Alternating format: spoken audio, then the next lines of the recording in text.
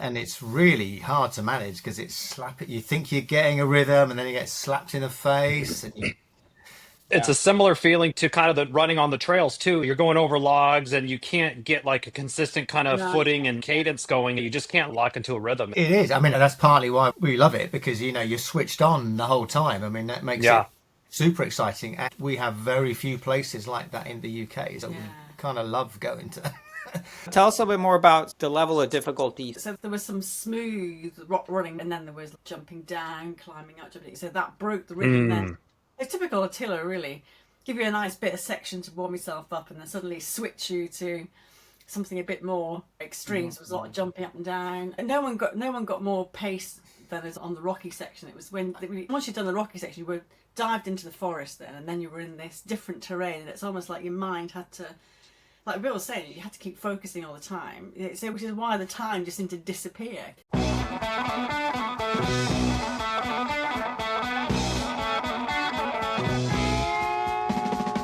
Welcome to the Low Tide Boyz, a Swimrun podcast. I'm Chip. And I'm Chris, and this is episode 298 of the show. We've got a great one for everyone this week. You might remember this team, one of our favorite episodes, one of our favorite teams in the world.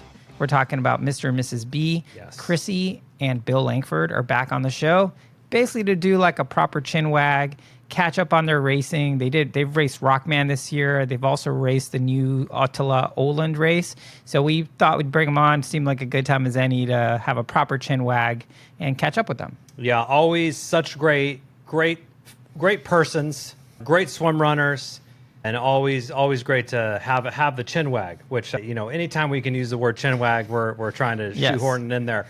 We did record this before the Swimrun World Championship, actually a week and a half or two after the Ötillö Åland race, and it did not disappoint. It was, in fact, if you hadn't heard about Åland yet, I think it's risen to the top of many a bucket list. Yep. Since it was a real force to be reckoned with on the circuit. Yeah, it's a long race, super hard, challenging, everything you want in a swim run. And it was an awesome conversation. And they're just, again, if listening to this doesn't make you feel warm and fuzzy, check your pulse. I'm good. I'm alive. It's beaten. It's beaten. But yeah, the Langfords always awesome to have on, and looking forward to sharing that conversation with you.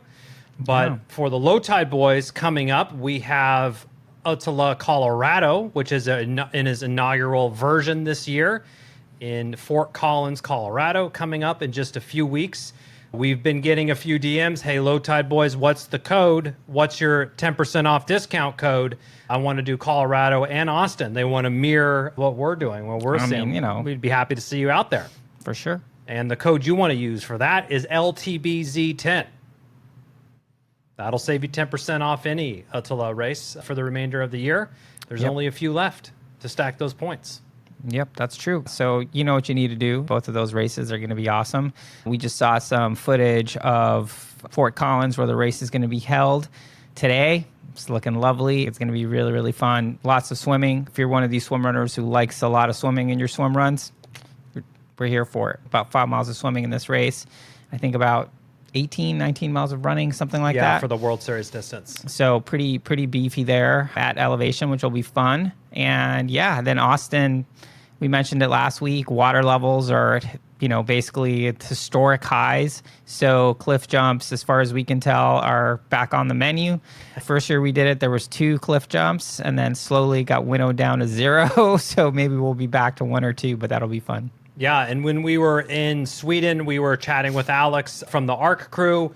They did say they are bringing a bunch of gear out, and they will be at the Ötillö Austin event. So if you've been wanting to get a new suit, a kangaroo top, maybe a new keel for yourself, definitely try to make Austin happen and snag some of that gear tariff-free, buying it in the USA. That's right.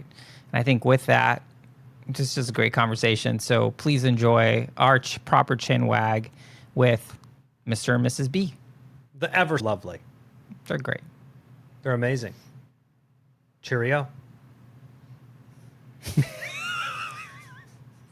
They don't even say that. No. I just don't think offended anyone's... Does anyone even say cheerio?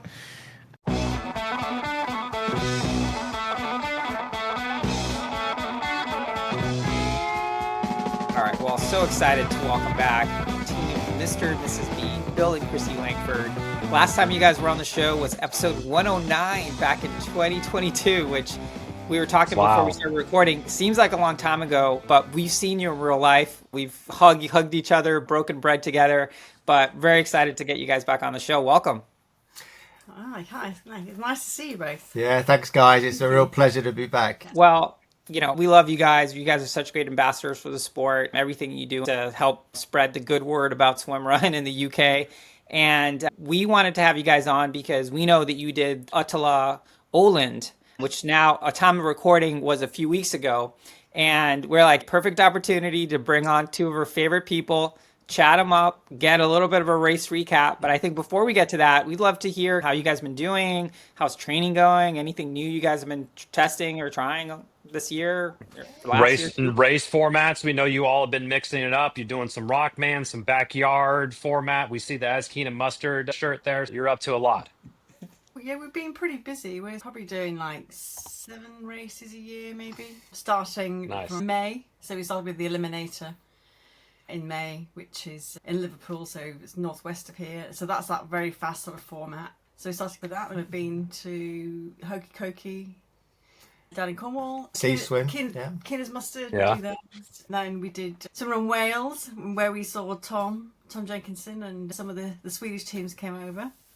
And also Chris Goodfellow and Rhiannon, who are just about to do One Water tomorrow. They were there. Just as a gentle thing. So let's keep it fresh. I mean, an hour ahead of everyone else, but, you know, just gentle. 29k, they're nearly an hour ahead. I know. Wow. But yeah, Rockman was our focus. Our focus this time. Yeah, that was our focus. And we took the 12 Cambridge Tri Club people with us. And that was a big experience for all of them. They got the idea of the word shorter course as opposed to short course. Shorter being 6 hours as opposed to 12. Yeah. But they got on well with that. And then, you know, we've done Åland, which was fantastic. I thought it was a real red carpet experience from the word go. Got treated so really well throughout the whole race. It was amazing. And yeah, it's an absolutely fantastic location.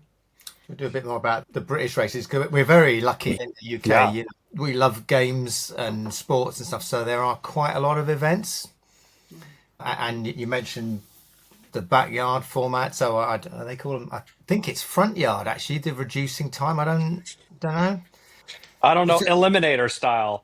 Exactly. I'm curious about this. So there's an opportunity to do several of these now in the UK. So there's 1 or 2 in Wales. 2 in Liverpool, so we Swimrun do 2 in Liverpool, and there's 1 nearer us on the eastern side at a big reservoir near Peterborough. So basically these are same lap. You'll have a couple of transitions in and out of the water, and they just drop the time every time. So you start off pretty easy. And you wonder what is overconfident. Exactly, and you wonder what it's all about, and then after about 4 laps you're going, oh my god. Yeah, at some point you will not make it. You will not make it. And these are team events or solo? They offer kind of both variations? Okay. Yeah, I mean, they're the only solo ones we do. I mean, they're all solo, but they're quite fun to do because you get a good atmosphere. You know, what I notice about these is that most people are able to do a few laps. Towards the end of the format, you've still got a lot of people hanging around. Okay. And, you know, they've only just finished, so they will wait for the last round, and when the quick people go, they're still there and making a lot of noise. So it is pretty exciting. Yeah, and I'm assuming it's kind of like spectator friendly, similar to the EX. Kind of short, where like the one in Liverpool, I mean, it looks like you're just like jumping off a bridge downtown. So it seems like you can get a lot of swim running viewing experience and also, you know, for everyone around. Yeah, I mean, people are just taking their morning coffee, and you kind of try to quietly go past them, you know. But yeah, I mean, it's like because we in 2023 we did EX, and that's that sort of cauldron. Nice. That cauldron sort of feeling, and you can see everything. Well, we didn't do it. Oh, no, we got to watch. We press ganged one of our friends in the Tri Club somebody to do it, who is very nice. But that sort of it's not quite as a killer. It's not quite a killer as that, but that atmosphere, you know, where you're all standing around is good. Yeah, so we haven't been invited to do it yet, but anyway. We did the event the next day. Not yet. We did. Oh, yeah, yeah, we did that's, a long Called the course. Safari. Yeah. It's kind of like that. Yeah, I mean it's a good weekend if people want to go to Stockholm and not Yeah. have to do anything but public transport to an event. Yeah, You know, it's it's great. so we're lucky we have these more front yard type events here, which are great fun, and we've got some great sea swim events particularly. We love doing those. So. Well, Bill loves doing those. I'm just behind him. I thought you were I'm leading not the so, swims. it's not so great with the sea. Yeah. It's too much movement there, too many waves. Oh, it's the waves. Well, the jelly, I've been stung so many times in the face by jellyfish that I don't mind it anymore. I mean, it still hurts. Wow. I kind of like go, well, you know. So one of the advantages of having these bigger paddles is in Wales, I went over a jellyfish and managed to bash it back, and I completely Piss them off. I pushed it right back into Chrissy's face. Oh, Whoops. I didn't know that until like, sometime late in the evening. And then I realised why it came at me with such force. In the race debrief, you uncovered this, so why was You it learned being these rocketed I your way? was behind you. What did you do that for? So you mentioned bigger paddles. You've been experimenting with your kit. Yeah. So so after the Worlds 24, Chris Goodfellow's had these Evolvent pads. He said we should get those. Oh no, don't be ridiculous. Anyway, Bill ordered a pair because he obviously thought they would be great. Work for me. And I'm not wearing those. Anyway, they were amazing. The XTD snake skin ones. Oh yeah. And so I wore them for the Survivor. And I was like last on the run, and honestly, I just skimmed across the water, honestly, like someone, like I had a motor, and they were just incredible, absolutely incredible. So, but anyway, We should have a viewer and listener word of warning because I bought them for myself and I couldn't get on with them. Yeah. You know, they're very flat. I don't have the consistency of catch. And the timing and the skill to hit it right every time. So what I was finding is that every 3 or 4 strokes I would get it wrong and actually almost putting the brake on. So that particular model didn't work for me. I mean, and Chrissy had a go, and in short order, I wouldn't give them back. She was like 50 meters ahead of me on a lake swim. Wow. They were great. They suited me, so he hasn't had them since. I did go back to our friend at Evolve and got another model which is called Carl's Crown. They have a bit of a curve and a bit of a flex on, and that works for me because it sort of drives the catch. The snakeskins have got a little. It really gets you into a better position, so I'm more consistent. Is the front a little bit more pointy on the front end, so you have a little bit more of a spear type of thing? It just works more for the catch. So we've found our own big paddles. I've got to say that they're quite hard work. Even using them properly, I find about 400 meters in, I'm thinking, I'm getting a bit fatigued here. So what we've also done this year as a result of these paddles is we've practiced swapping lead. So we now swap leads in the longer swims. Anything over 400, we'll swap. Do you have like a cue for that? Tap the foot, 3 taps on the right or something? Yeah. It's when you hear Chrissy pop her caffeine gum out of the pack, and that's when she's coming to the front. We've tried the tapping feet thing, but I just forget, and I go, "What are you doing?" I just forget. That works. So just kind of like, I don't know, we just sort of know. I just sit because I'm behind him. I look up and I think, I can see him stopping, and we just. Or sometimes I hit his feet go in my face, and then I know it's my turn. So, So it should be 3 taps on the foot, but I forget. we go for a marker. Maybe if there's a boy, someone will say, "Okay, I'll lead to that boy," and then we'll swap that kind of stuff. It works out fine. It's always fine. And then we also have got the big keels now, haven't we? Oh, the megas. Yeah. No, the plus. No, the plus. Okay. I think Plus. The mega is very mega. Yeah, no, it's not. It's huge. Again. you got it. I can't imagine that. But I mean, this is quite difficult to say because I thought because I'm relatively lightweight. Chrissy's got a great body position. We thought that the keel would be fine and felt fine. I've got to say, anyone's not tried it. We have a very long outdoor pool in Cambridge, Jesus Green Lido, so it's 100 yards long. So you can do pretty good tests of your kit, and the Plus is quicker. Yeah. And it's obviously quicker. Interesting. You know, it's not like you're getting to the end and going, oh, that's 1 second. Maybe that's just in the statistical noise. It's quicker. So, you know, that's for both of us. So we've both gone for the Plus.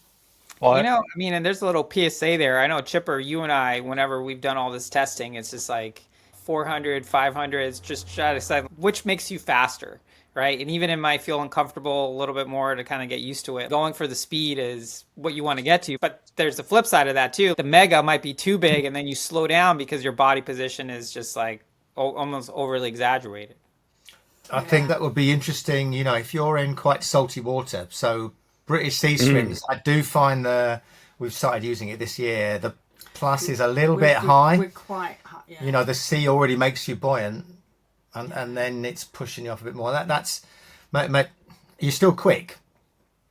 But I think, Chris, to talk to what you said, it's probably not as comfortable in British seas. The Baltic is fine. You know, the Baltic's got a much lower salinity. Yep.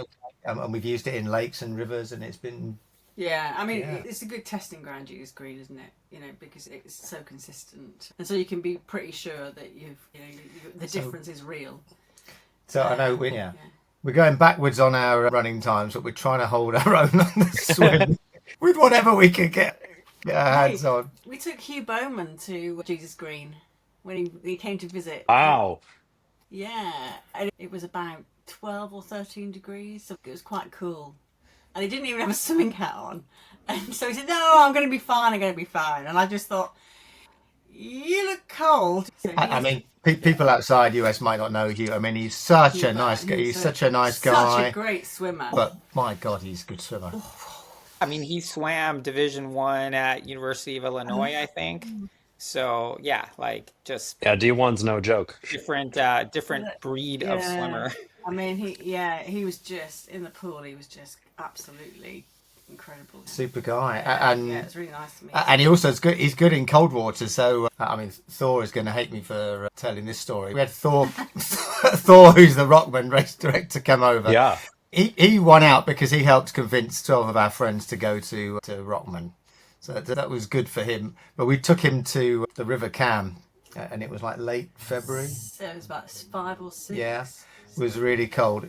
He managed, it was about 5 or 6 degrees C, but he managed less than 5 seconds. Wow, Mr. You really put him on himself. Notice here. Yeah.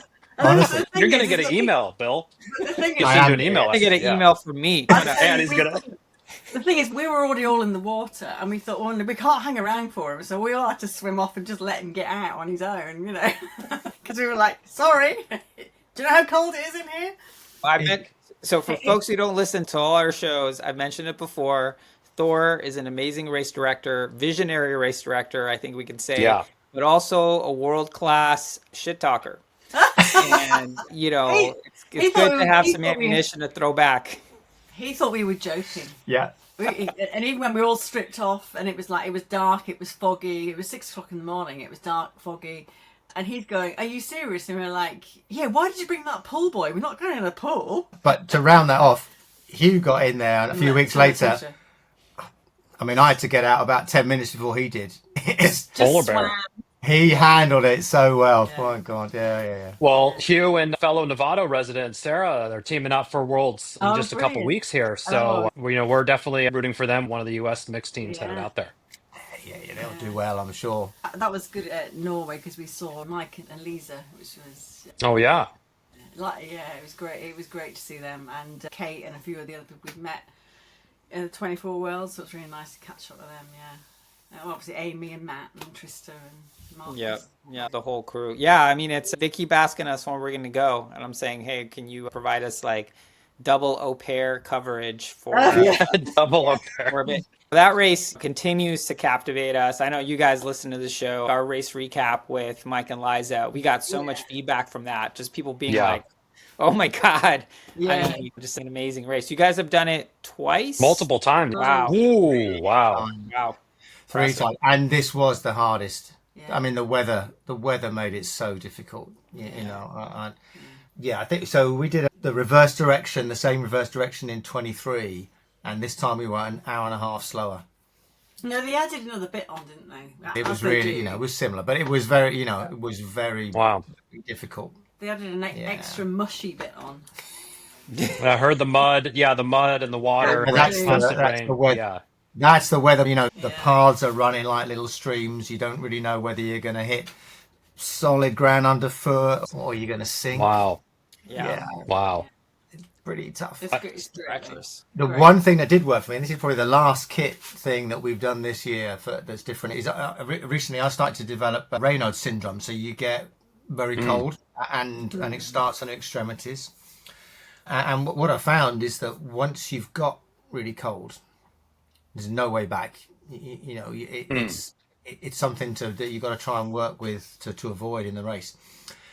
And for Rockman, a British lady swimmer, Naomi Mellor, she suggested that because she has the same issue, she wears surf gloves, and I borrowed hers, and we agreed that I'd cut the ends off so you could handle gels and stuff. Okay. And it worked brilliantly. So surf gloves, not swimming, so they have quite a short cuff, and you can seal them off with a watch on one hand, and I actually use this sort of band, Arm sleeve or whatever. and they work fantastically well. This is certainly, we've heard from several people that suffer from this, and it's kind of like an arthritis that when it gets cold, it's just really debilitating to your fingers there. So you found it's more of you have to prevent it from becoming onset versus trying to recover from once it started happening to you. That's my experience, Chip. Really trying to just slow down the time of onset. Interesting. Cool. Well, yeah, in a race like that, it's going to happen at some point. If you could just delay it, delay it as long as possible. It's going to happen. It's cold. Somebody's cold business. It's cold. In amongst all the other issues with Rockman, like falling on your backside and falling on your front. Falling, slipping, and sliding. Side, front side. You've seen the video. Yeah. You've seen it. Yeah. It's We can only imagine. It looked really sloppy Yeah. out there. Well, let's talk about Åland because back in March, February, I can't remember. We worked with Ötillö, got like an awesome course preview for this first year race. It looked epic on paper. All the footage that they were sending out looked awesome. You guys actually got to do it. So I'd love to hear from you, kind of like, Chrissy, you already mentioned it was like Ötillö style red carpet treatment, but give us a flavor for the race and getting out there and everything. Yeah, so it's some distance away from Stockholm. We flew in, as you normally do, to Stockholm. Then you can either get a ferry straight from there, it's about 5 hours, or we went on a bus and then got a shorter ferry, which was entertaining in itself, the ferry, because it turns out it's the duty-free ferry for all the Swedes. Oh. Okay. So Åland is in Finland, yeah? Åland then becomes 2 hours ahead of the UK, an hour ahead of Sweden, and it's this duty-free thing, and this boat is just completely packed with people wanting to get their booze. Their smokes and their booze and we had everything. no idea. We had no idea. So that's the first. Idea it was going. We were completely clueless as to what was happening. So that's Couple the cartons first of cigarettes for after the race. So Yeah. honestly, that was the first race because there was quite a lot of. We were aged up, but aged up. So older people that needed to have like walking frames and things and mobility things, and they were in the hallway waiting. And as soon as the gates opened, I'm not kidding, they beat us up the ramp to get into this ferry. We're like, what the hell is happening? We're just being like rushed by all these folk. They know where they want to go. You see, they want to be first in the duty free, or they've got some place in the There's restaurant a restaurant they or want to be. something, and so we were like, what is happening? And then the spooky thing about that at the end, so 2.5 hours, it was a lovely ferry ride, it was fine. And then we get off, and there's literally 5 of us on port side, and no one else gets off. Can you imagine? They just go back round again, and off they go home. Hundreds and hundreds of pedestrians that get on, Yeah, and they don't get off. and there was 5 of us that got off and walked away. So I was saying to Bill, check your map to make sure we're in the right place. And of course, his phone just came up with like blue, didn't it? With like water. And I'm like, oh my God, where are we? Thinking that we were, as the ferry's going again. They just get back on, and I presume they might even get another allowance going back. I don't know. Yeah. It turns out we Wow. were in the right place. Yeah. And we were staying in the resort itself. So it was about 1.5 kilometres to walk through the nice wooded bit, and we could see where they'd marked part of the trails and things off. So that was fairly straightforward, but long to get there. So you need, it's like a 5-hour journey. Yeah. It's the weekend kind of thing. Okay. Yeah. But I would imagine, based on what we've seen from the race footage, like you get there and you're like, oh, this is going to be a magical course. You really can see it unfold right in front of you. You absolutely, Chipper. I mean, it is instantly attractive when you get there. And of course, these are, talking to Swedes and particularly, but also the Finns, it's a very well-known holiday area. And I'm going to give massive marks for Chris for getting the name right. I couldn't pronounce it properly. And we were visiting Nico, and his next door neighbour was with us out in the garden. And I'm saying various ways of trying to pronounce the Åland Islands, which is Åland Islands. And this guy's going, nope, never heard of it, no idea. And a Swedish guy that we've just been swimming with then says it how it's meant to be. And this guy says, oh yeah, I was there 3 weeks ago. Wow. Well, Bill, I think, 5 years of podcasting in, I think this is the first time anyone's ever complimented me for spelling something or pronouncing something correctly. Usually it goes the other way. So. Yeah. Spot on. I'm still waiting for someone to give me praise on a pronunciation. That's a little bit of a tall order, I think. After that French episode, Chipper, I think you've got a mountain to climb. They probably blocked the feed in France. We probably can't even get live over there on YouTube. They blocked us, I'm sure. But the Wednesday, we were able to pronounce the name properly when we saw Tom Jenkinson. We get to this beautiful place, a lovely resort, so we get there and it's... Yeah, I mean, and that's what my expectations were, to be fair. I was thinking, well, they're just really grey islands, aren't they? But they were just kind of purpley orange. I mean, they were just beautiful, absolutely beautiful. For anyone who's raced in Stockholm Archipelago, the colours, the variety of the terrain, for what you think would be very similar, actually is surprisingly different. Yeah. So when you go out to do this A to B course, I mean, when the bus ride takes just over an hour and it's going straight there, that you're in for a long day, don't you? If we just backtrack a little, so when we all sort of signed in and everything, we had a race briefing, like all together. And it's so rare you get that now. And I kind of thought how much I'd missed that, because it kind of calms the nerves a little bit because you see everybody else and all the top people are all there, they get introduced and they're so humble, It was just really, I thought that was great. We were all sort of sat together and Stefan's saying, this is really tough. And we're thinking like, oh, look, it looks beautiful. It can't be tough. It looks beautiful. And it was a big, big day out. You mean compared to online?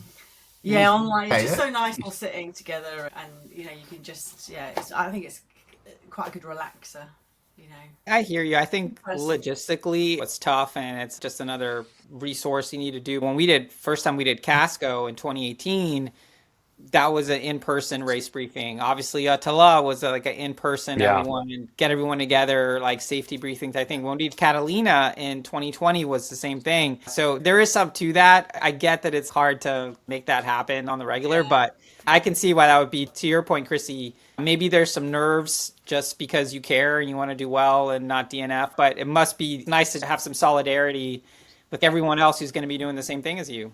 Yeah, no, it's nice. Yeah, I like that bit. It was good. Yeah, and then obviously we had to go on the bus in the morning for an hour. So they bus you out to 50 kilometres away, basically. 54 kilometres away. Well, that's going to be something at the end. So the race it was like 49 point something advertised. 48. On one of the sections, Garmin sometimes just pauses for some random reason. So on a run section, mine paused, resumed it, and I finished at 51.3. And we spoke to Victor and some of the other guys. The top end people were getting 54 on their watches at the end. Sturdy. It's a sturdy day out. Yeah. Yeah, I mean, you don't get that inkling to start with, though, because the first sort of 3K, I looked at my watch and I thought, well, it was just about 30 minutes, and I thought, actually, 30 minutes, we're going to be. We're not going to be 8 hours, but we're going to be nearly 9 hours. Yeah, that's good, that's good.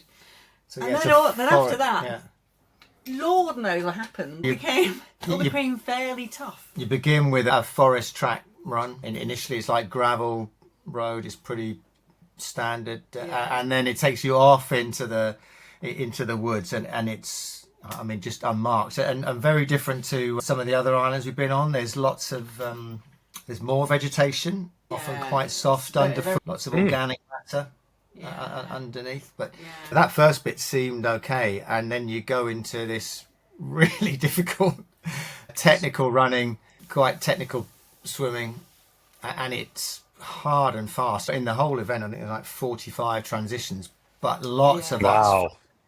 Yeah, so all the swimmers up front. And I think we pretty much did the transitions pretty well, because while running's a bit slower, we were being overtaken on the run, and then we got in the swim, overtaken on the swim, and the same people come past us. That usual kind of hopping and hopping. Yep.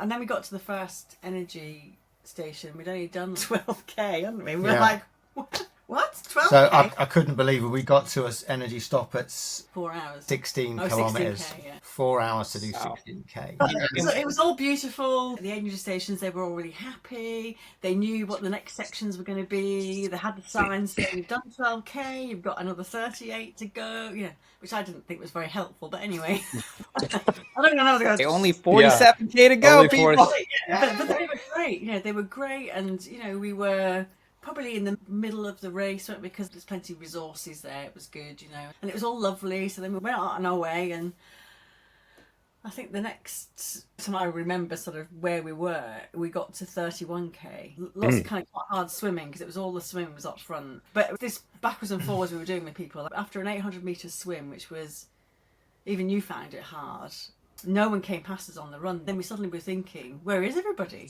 Because there was no one around. Because the swimming got quite hard with the wind. So, if you're swimming off of the British coast, it's often quite wavy, but it's regular and predictable, and you can find a rhythm. And I find it in the Baltic, you don't get those waves. I mean, you guys have done that world's course a couple of times. You often get this chop that's wind induced.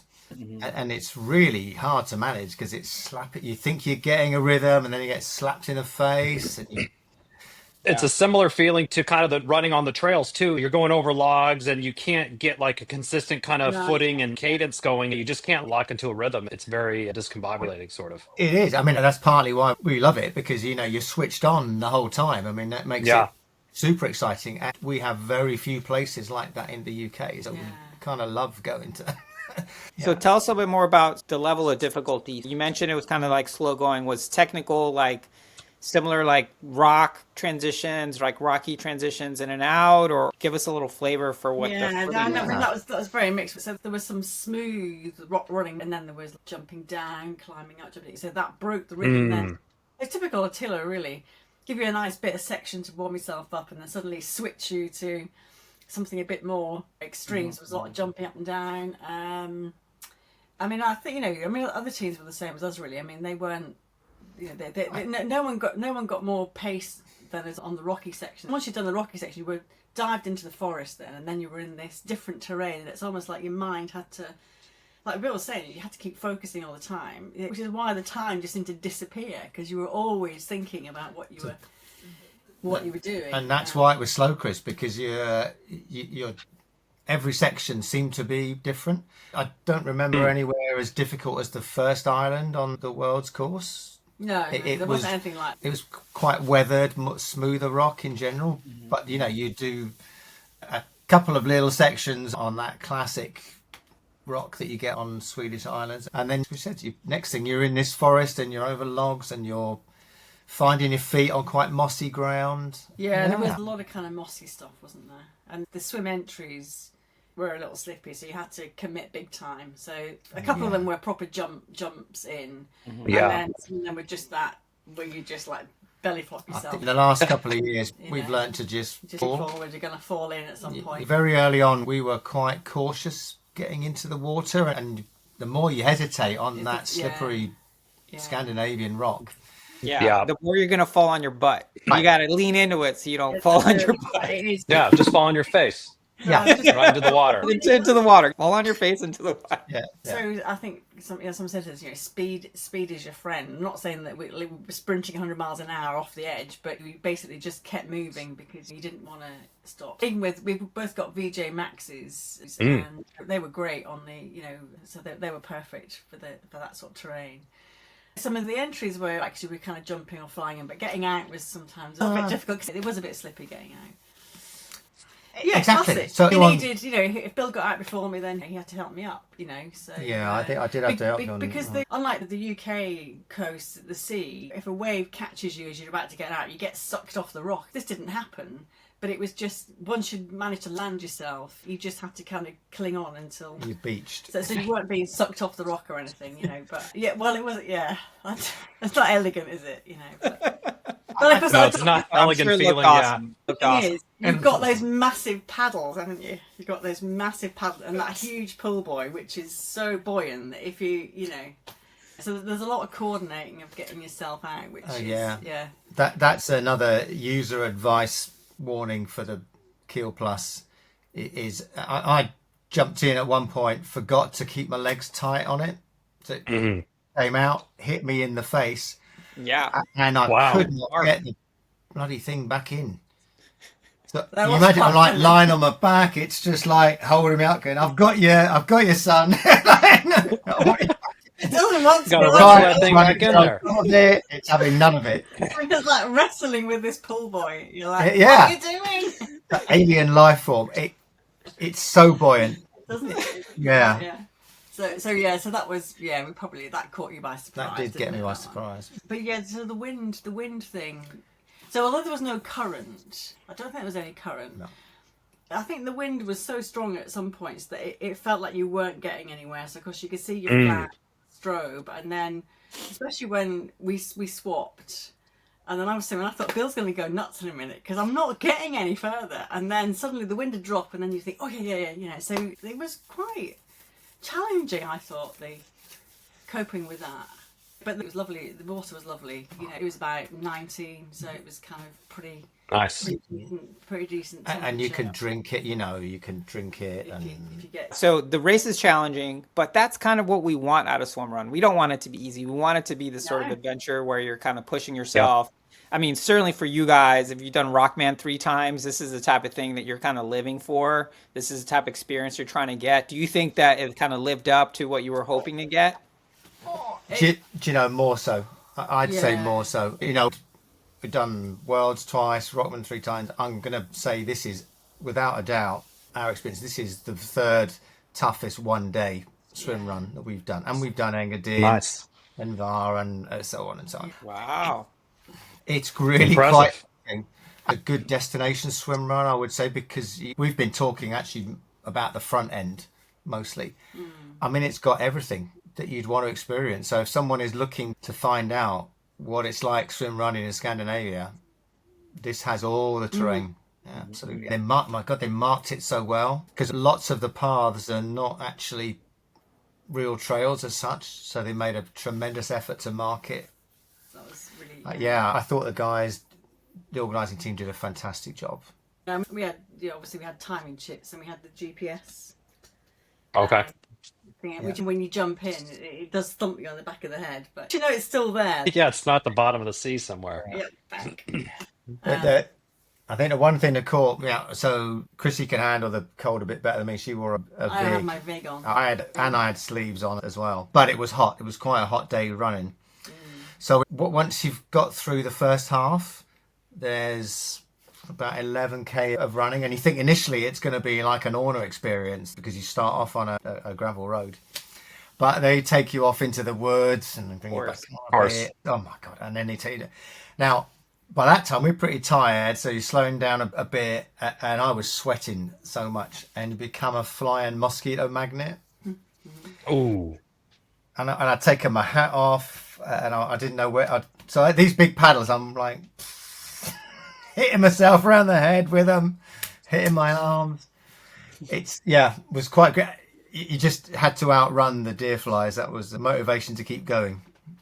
But they didn't seem to like it when you only had to do about 7-minute Ks, and that was enough to put them off. But as soon as you slowed, if you walked at all, wow, nature's encouragement.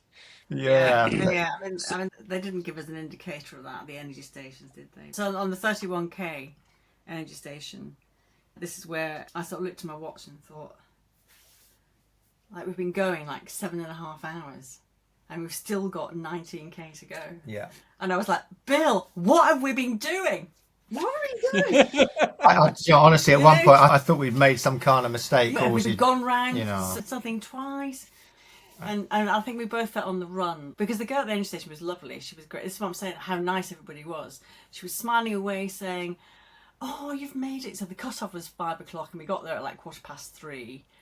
Oh, you've done it. Oh, you're amazing. You've only got 2 swims to go, 2 short runs, 11k, and then a bit more after that, and then you're finished. And of course, I'm looking at my watch Like, going, what?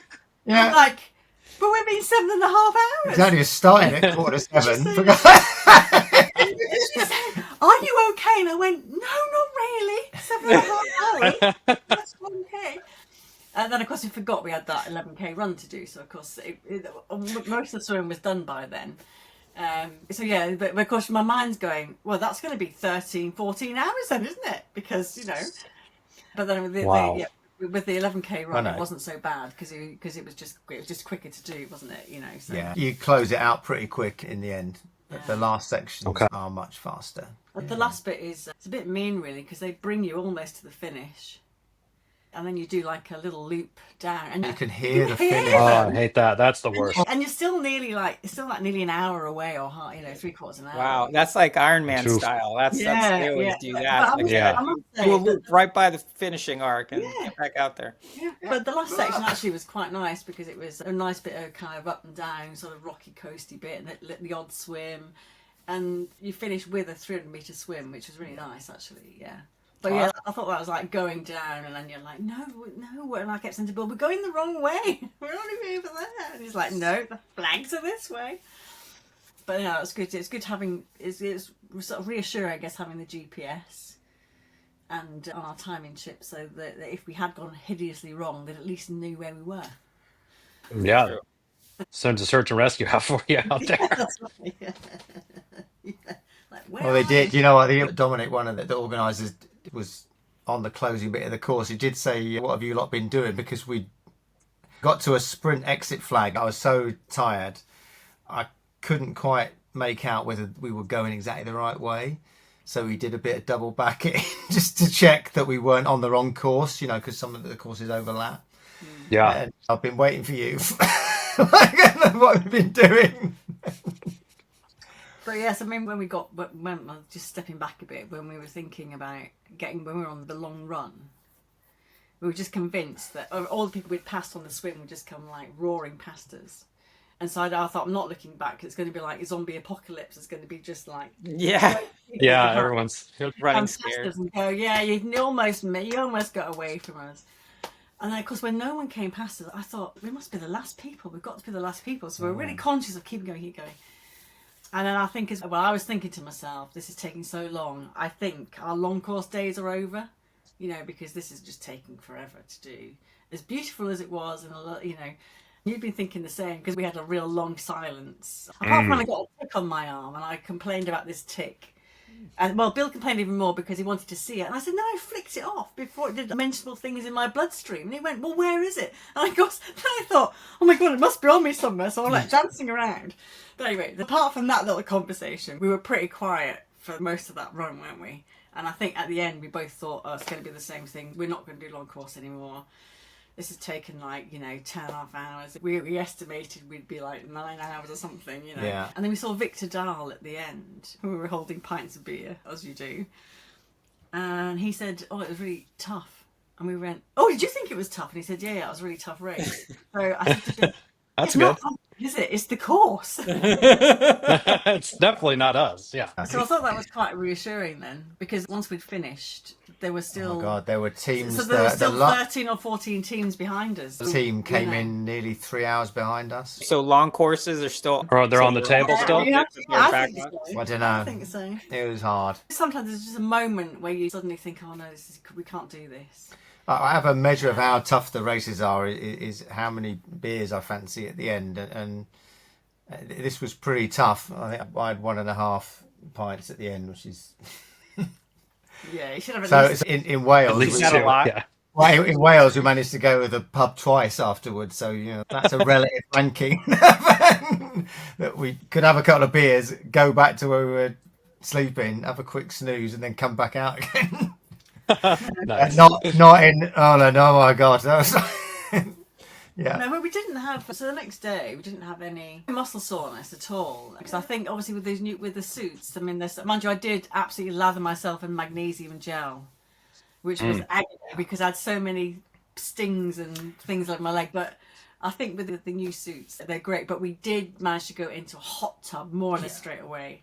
And maybe that was a difference. And that's the last thing about this race. I thought was brilliant. I mean, Fantastic food. Afterwards. Possibly the best start-finish venue in terms of what they offered. So they had 3 hot tubs running. Wow. They had like hot fish soup for everyone at the and end, the vegan version, which wasn't running out. They had beers at the end. I mean, it was a really nice job and also from the finishing venue. The people at the finish line. It deserves to carry on, and I think it will become a really good event for us. Well, you know, when you emailed us and you're like, yeah, you guys should put this on your list. First, for us, it's like, hey, that's a low bar. But to get on the list is a low bar, but to have it come from you guys to us, it's like, okay, well, this is obviously skipping a bunch of rungs because, I mean, you guys love the sport. You've done so many different types of races, and to get like your stamp of approval, like, I mean, that's all I need. Yeah. Thanks, Chris. It's fantastic. And as a resort for family as well, there's loads to do. Yeah, they had the kids race, which I know is something they started for the first time. Did you guys get to see how that went on? Yeah, we saw them. They were, to be fair, they had to actually do quite a long run. I saw them going, oh my God, you know. They were like hats and goggles on already, you know, and they were absolutely going for it. And they actually did the last part of our course, didn't they? Hopefully they didn't have to swim 300 metres to the end, but there must have been 400-metre run, I think. And they were tiny little things. They were like, you know, it was great. It was great to see, actually. It was really good to see. There was quite a few. That's awesome. Yeah, so we managed to see them. And then post-race, you guys made a longer weekend of it? Yeah, we went out early. We went on the Tuesday and we met up with Nico and Tom and not on the Wednesday. So we arrived there on the Thursday. I've got this shirt from Tom. This is Tom Jenks. It's Gubba, which is Swedish for old man. Can't be derogatory, it says. Yeah, so I mean, it's 60 plus club. Yeah. So we had a few days out before, so we had a bit of time with Nico doing a bit of the course thing with a few little superstars that were happening to pop by, like Sabina and Alex. Yeah, you know. Nice. Well, yeah, we only saw them for the beginning. They're gone. But no, that's really nice. And it was nice to catch up with Nico after he'd done his massive event. So his final totally fallen off, so he was quite pleased with that. He's so tough. Oh God. And then on Wednesday we met up with the West Side Swim Runners, yeah. Oh yeah. Well, actually, I was so pleased to have done that because the terrain, it was really all fast feet. It was actually quite a good, because you had to do everything was fast feet on the Saturday. It was no like, oh, I'm not going to pick my feet up, because you would be like, you know, splat. So that was really good, a little bit of training on the Wednesday, wasn't it? Yeah. And it was nice to see them. Yeah, and then we had a couple of days in Stockholm. If anyone's over there, if you can hook up with any Stockholm-based swim runners, they'll try. I mean, they're super friendly. Yeah. And there is stuff happening, and they're very welcoming if you can just sort of barge your way in. You know, like, just make your way over. Exactly. Yeah. Tell them Bill and Chrissy sent you. That's good enough. Did you guys hit the duty-free shop on the ferry ride back? No, because we didn't know what it. We didn't know we didn't. No, we didn't even know what it. You know. Because actually, you didn't need any Chanel No. 5 or anything. No, I think that although for them it was obviously hideous, you know, really really cheap. For us, it doesn't. It's not. That's not duty free enough. Yeah. I don't think Brits or Americans would recognise the pricing as particularly good.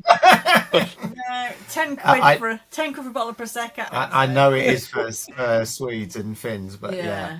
Nice. We did have to fight our way on board the coaches though to get, because you imagine coming back. But they had so much stuff. Everyone's loaded.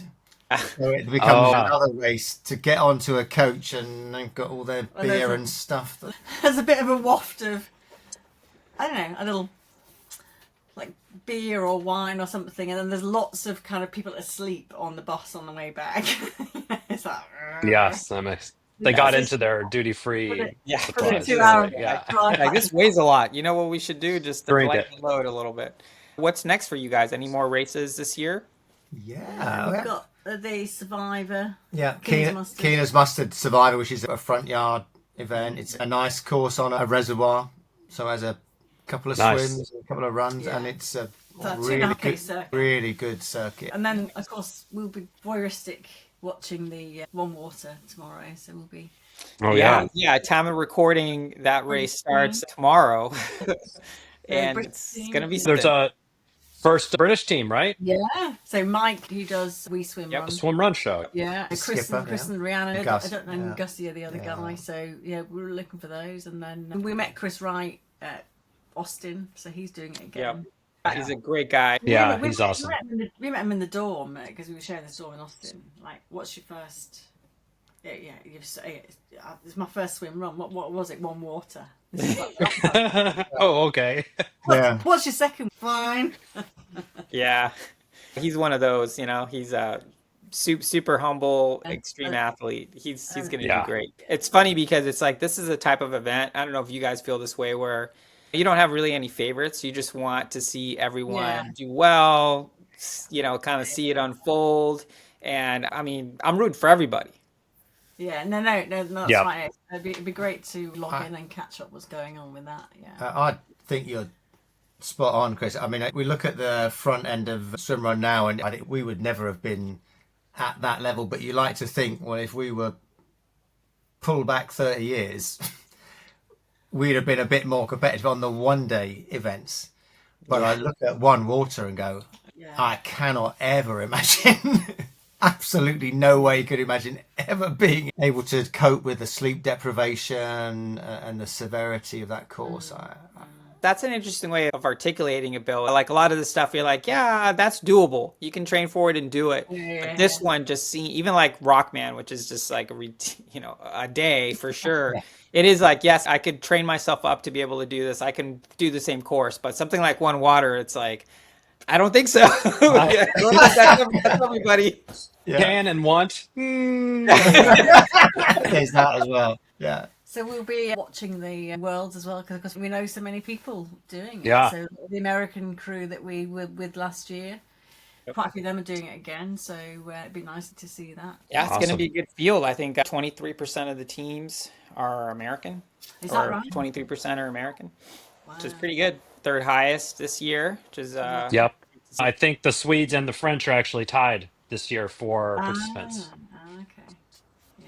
Very interesting. We did meet a couple of British swim runners when we went to Åland, which was nice because they're young as well. They're probably, I don't know, 30s, maybe in their 30s. So we were like, oh, great, young people. So it was nice to. So they're brand new to swim run. So nice.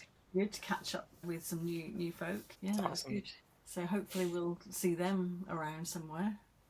So I think it's looking good for getting some more some of the young people are in it. Yeah, I mean that's what it needs to be. You get the young people. We were chatting with Adriel a couple weeks ago, and he was saying how it's kind of all the same people that show up, and what can you do to get kind of the teenagers to get into the sport and stuff. So anything we can do to incentivize that. And I know Ötillö lowers the registration fee if you're, I forget what the age under a certain age, but it's good.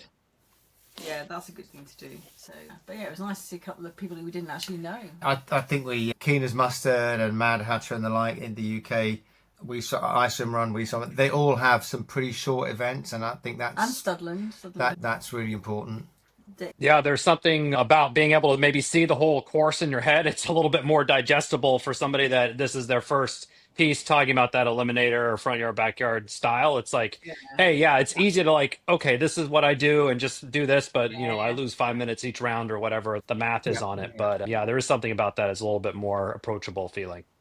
Yeah, and I think they should figure out the recipe that Keena's Mustard, recipe for their mustard from As Keena's Mustard, because the way they're able to really reduce the barrier of entry, it's almost like, come explore, come be curious. It's less about, it's Åland, it's 50K, you got to do all this stuff. Just bringing that pressure down, I think makes such a difference. Honestly, we need more like As Keena's Mustard type organizations in the US or places where you're really trying to grow the sport. because it's just like, if people can fall in love with it from the fun and social community part of it, then you can start with a short race, then develop towards World Series distances and things like that. And it's, I mean, shout out to his Keen as Mustard. We need one of those in every country, I think. 5K, 10K, 21. That's kind of key. Yeah, I mean that's what they specialise in. But the other British events also have this short format. So yeah. Just got to get something for everyone. Get them hooked. Just get them to show up, do a couple transitions, and then that's all you need right there. Yeah, I'll handle the rest. I know. I mean, the first one we did was Scilly Isles in 2016. Was at Ötillö, and I think it was only 40K. That was all there was. There wasn't anything else. Mind you, we were only going to do one. That was for sure. Oh yeah. That was good. Do one. We just try it out. One off. I was very reluctant, but and then look at that now, 2016. Here you are. I think Michael and Matt have got a lot to answer for. Yeah. I love it. It's good. I love it. Well, it's great to have you guys on. It certainly has been too long since you've been on the show. Yes. Also been too long since we've seen you in person. Hopefully we'll rectify that next year. Really care about you guys. Love you. Thank you for being big supporters of us since the beginning. We've always appreciated that. And at some point, if we ever make a swing, whenever we do our UK summer tour. Come by. Yeah. Goes without saying. Yeah. We'll take you to the river. Oh. Yeah, it's a real pleasure. Thank you for the energy that you put into the communication, the podcasting. It's great. We love listening to you guys, and absolutely, you are more than you imagine. I think you're a key part of this great sport. Oh, that's certainly kind of you. Oh, Like, thanks. Shucks. I don't know how to handle these things very well. Awesome. We'll see you out there, and we'll see you online watching the One Water race go by, all sorts of things, and then in person in the future. Absolutely. Cheers. See ya. That's it for this week's episode. Thanks so much for listening to the show. Make sure to subscribe wherever you listen to podcasts and leave a rating or review, since that's the best way to help other people discover the show and the sport of swim run. Check out our website, lowtideboyz.com. That's boys with a Z, for swim run resources, including gear guides, tips, how-to videos, and so much more. Make sure to check out our meme page at The Low Tide Boyz on Instagram. If you have any questions or suggestions for the show, send us a DM or email us at lowtideboyz@gmail.com. We'd like to thank Riding Easy Records for our show music, and of course our wives for their support and tolerance of our swim run and other activities. Finally, you can support our efforts on Patreon. Until next time, get out there and go for a swim. Then a run, And then a swim, then another run, then another swim. then run some more. Just keep going. Let's go. And then stop at some point because, And fuel. Don't forget to fuel. Gotta fuel Of too. course, yes.